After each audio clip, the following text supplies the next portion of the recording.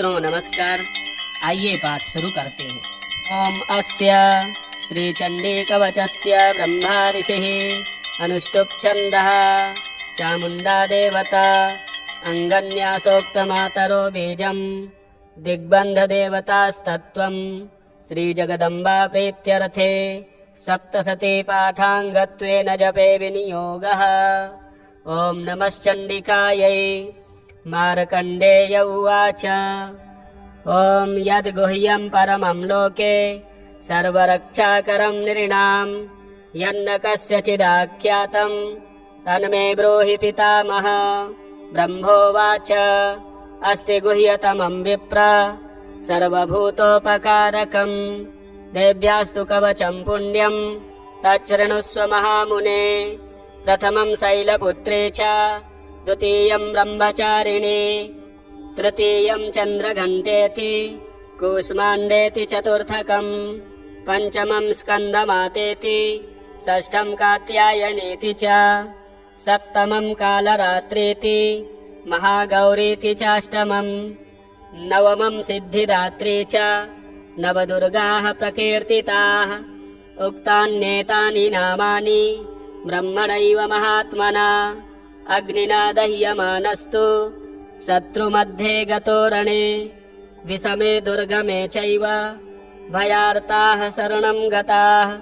न तेषां जायते किञ्चिदशुभं रणसङ्कटे नापदं तस्य पश्यामि शोकदुःखभयं नहि। यैस्तु भक्त्या स्मृता नूनं तेषां वृद्धिः प्रजायते ये त्वां स्मरन्ति देवेशि रक्षसे तान्न संशयः। प्रेतसंस्था तु चामुण्डा वाराही महिषासना ऐन्द्री गजसमारूढा वैष्णवी गरुडासना माहेश्वरी वृषारूढा कौमारी शिखिवाहना लक्ष्मीः पद्मासना देवी पद्महस्ता हरिप्रिया श्वेतरूपधरा देवी ईश्वरी वृषवाहना ब्राह्मी हंससमारूढा सर्वाभरणभूषिता इत्येता मातरः सर्वाः सर्वयोगसमन्विताः नानाभरणशोभाढ्या नानारत्नोपशोभिताः दृश्यन्ते रथमारूढा देव्यः क्रोधसमाकुलाः शङ्खं चक्रं गदां शक्तिं हलं च मुसलायुधं खेटकं तोमरं चैव परशुं पाशमेव च कुन्तायुधं त्रिशूलं च शारङ्गमायुधमुत्तमं दैत्यानां देहनाशाय भक्तानामभयाय च धारयन्त्यायुधानीत्थं देवानां च हिताय वै। नमस्तेस्तु महारौद्रे महाघोरपराक्रमे महाबले महोत्साहे महाभयविनाशिनी त्राहि मां देवि दुष्प्रेक्षे शत्रूणां भयवर्धिनी। प्राच्यां रक्षतु मामैन्द्री आग्नेयामग्निदेवता दक्षिणे अवतु वाराही नैऋत्यां खड्गधारिणी प्रतीच्यां वारुणी रक्षेत् वायव्यां मृगवाहिनी उदीच्यां पातु कौमारी ऐशान्यां शूलधारिणी ऊर्ध्वं ब्रह्माणि मे रक्षे दधस्ताद्वैष्णवी तथा एवं दश दिशो रक्षेत् चामुण्डा शववाहना। जया मे चाग्रतः पातु विजया पातु पृष्ठतः अजिता वामपार्श्वे तु दक्षिणे च पराजिता शिखामुद्योतिनी रक्षे धूमामूर्ध्नि व्यवस्थिता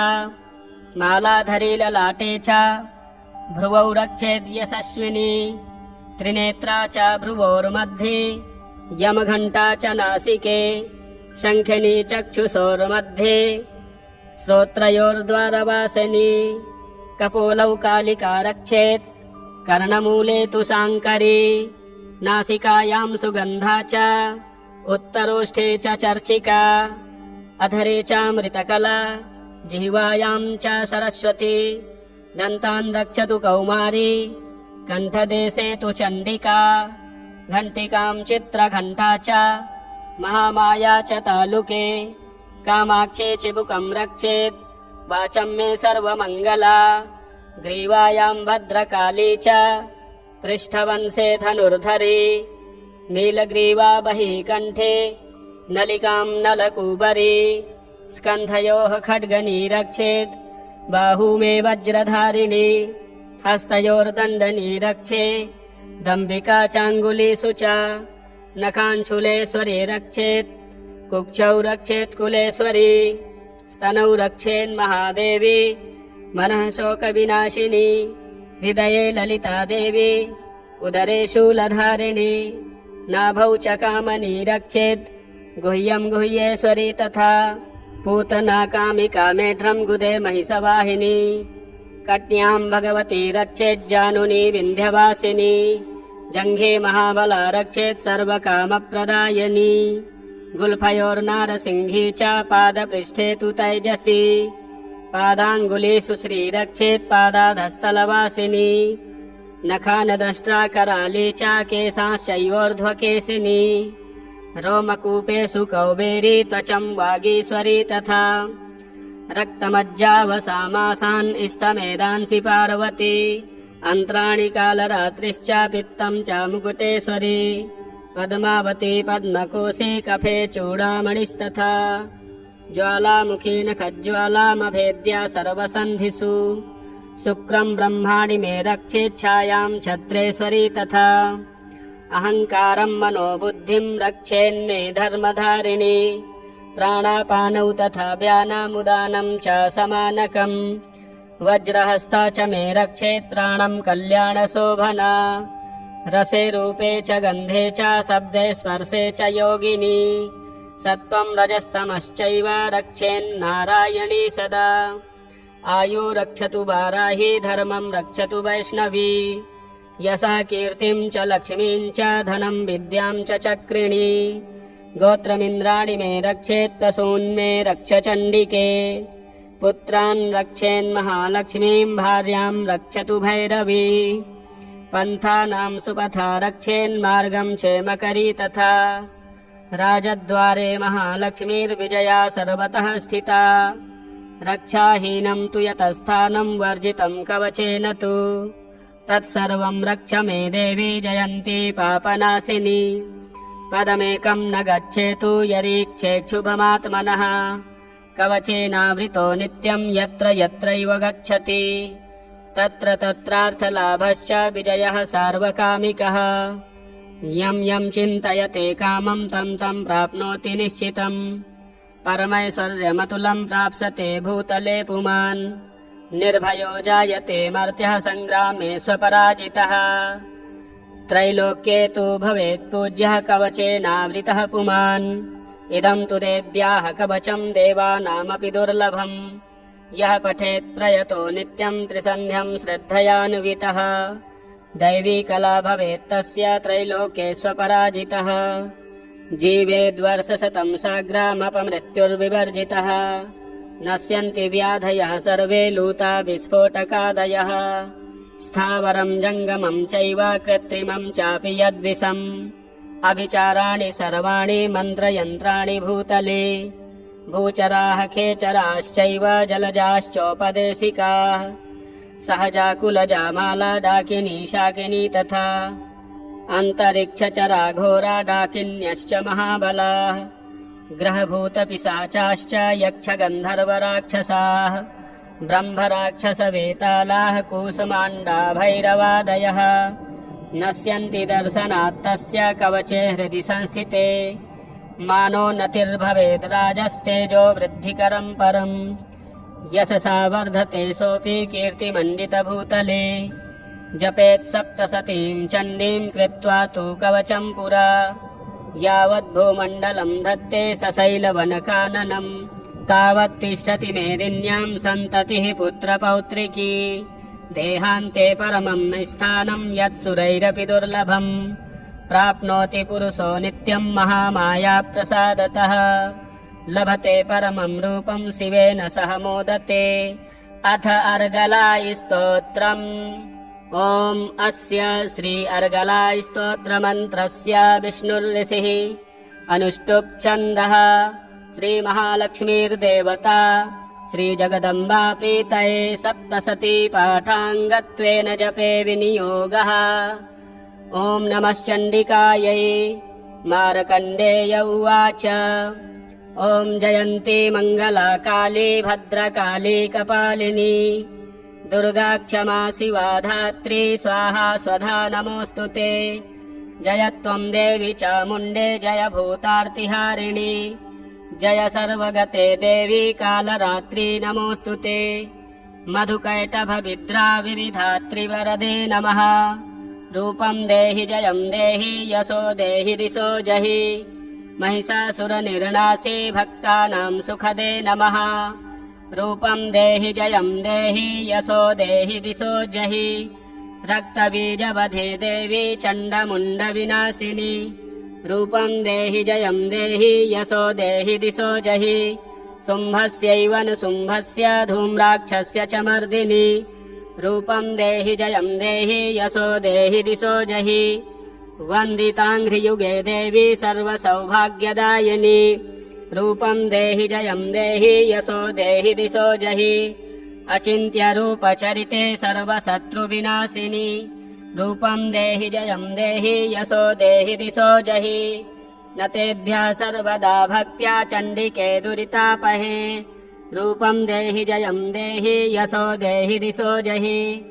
त्वद्भ्यो भक्तिपूर्वं त्वां चण्डिके व्याधिनाशिनी रूपं देहि जयं देहि यशो देहि दिशो जहि चण्डिके सततं ये त्वामर्चयन्तीह भक्तितः रूपं देहि जयं देहि यशो देहि दिशो जहि देहि सौभाग्यमारोग्यं देहि मे परमं सुखम् रूपं देहि जयं देहि यशो देहि दिशो जहि विधेहि द्विषतां नाशं विधेहि बलमुच्चकैः रूपं देहि जयं देहि यशो देहि दिशो जहि विधेहि देवि कल्याणं विधेहि परमां श्रियं रूपं देहि जयं देहि यशो देहि दिशो जहि सुरासुरशिरोरत्ननिघृष्टचरणेऽम्बिके रूपं देहि जयं देहि यशो देहि दिशो जहि विद्यावन्तं यशस्वन्तं लक्ष्मीवन्तं जनं कुरु रूपं देहि जयं देहि यशो देहि दिशो जहि प्रचण्ड दैत्यदर्पघ्ने चण्डिके प्रणताय मे रूपं देहि जयं देहि यशो देहि दिशो जहि चतुर्भुजे चतुर्वक्त्र संस्तुते परमेश्वरी रूपं देहि जयं देहि यशो देहि दिशो जहि कृष्णेन संस्तुते देवी सस्वद्भक्त्या सदाम्बिके रूपं देहि जयं देहि यशो देहि दिशो जहि हिमाचलसुतानाथ संस्तुते परमेश्वरी रूपं देहि जयं देहि यशो देहि दिशो जहि इन्द्राणीपति सद्भाव पूजिते परमेश्वरी रूपं देहि जयं देहि यशो देहि दिशो जहि देवी प्रचण्ड दोर्दण्ड दैत्यदर्प विनाशिनी रूपं देहि जयं देहि यशो देहि दिशो जहि देवी भक्तजनोद्दाम दत्तानन्दोदयेऽम्बिके रूपं देहि जयं देहि यशो देहि दिशो जहि पत्नीं मनोरमां देहि मनोवृत्तानुसारिणीं तारिणीं दुर्गसंसारसागरस्य कुलोद्भवाम् इदं स्तोत्रं पठित्वा तु महास्तोत्रं पठेन्नरः स तु सप्तशती संख्या वरमाप्नोति सम्पदाम् ॐ श्रीजगदम्बार्पणमस्तु। अथ कीलकम् ॐ अस्य श्रीकीलकमन्त्रस्य शिवऋषिः अनुष्टुप् छन्दः श्रीमहासरस्वती देवता श्रीजगदम्बा प्रीत्यर्थं सप्तशती पाठाङ्गत्वेन जपे विनियोगः। ॐ नमश्चण्डिकायै। मार्कण्डेय उवाच ॐ विशुद्धज्ञानदेहाय त्रिवेदी दिव्यचक्षुषे श्रेयः प्राप्तिनिमित्ताय नमः सोमार्धधारिणे सर्वमेतद्विजानीयान् मन्त्राणामभिकीलकम् सोऽपि क्षेममवाप्नोति सततं जाप्य तत्परः सिद्ध्यन्त्युच्चाटनादीनि वस्तूनि सकलान्यपि एतेन स्तुवतां देवी स्तोत्रमात्रेण सिद्ध्यति न मन्त्रो नौषधं तत्र न किञ्चिदपि विद्यते विना जाप्येन सिद्ध्येत सर्वमुच्चाटनादिकम् समग्राण्यपि सिद्ध्यन्ति लोकशङ्कामिमां हरः कृत्वा निमन्त्रयामास सर्वमेवमिदं शुभम् स्तोत्रं वै चण्डिकायास्तु तच्च गुप्तं चकार सः समाप्तिर्न च पुण्यस्य तां यथावन्नियन्त्रणाम् सोऽपि क्षेममवाप्नोति सर्वमेवं न संशयः कृष्णायां वा चतुर्दश्यामष्टम्यां वा समाहितः ददाति प्रतिगृह्णाति नान्यथैषा प्रसीदति इत्थं रूपेण कीलेन महादेवेन कीलितम् यो निष्कीलां विधायैनां नित्यं जपति संस्फुटम् स सिद्धः स गणः सोऽपि गन्धर्वो जायते नरः न चैवाप्यततस्तस्य भयं क्वापीह जायते नापमृत्युव संयाति मृतो मोक्षमवापुनुयात् ज्ञात्वा प्रारभ्य कुर्वीत न कुर्बाणो विनश्यति ततो ज्ञात्वैव सम्पन्नमिदं प्रारभ्यते बुधैः सौभाग्यादि च यत्किञ्चित् दृश्यते ललनाजने तत्सर्वं तत्प्रसादेन तेन जाप्यमिदं शुभम् शनैस्तु जप्यमानेऽस्मिन् स्तोत्रे सम्पत्तिरुच्चकैः भवत्येव समग्रापि ततः प्रारभ्यमेव तत् ऐश्वर्यं यत्प्रसादेन सौभाग्यारोग्यसम्पदः शत्रुहानिः परो मोक्षः स्तूयते सा न किं जनैः श्री जगदम्बार्पणमस्तु। इसी प्रकार के मंत्र अनुष्ठान के वीडियो देखने के लिए चैनल को ज्यादा से ज्यादा सब्सक्राइब करें। जय श्री दुर्गे।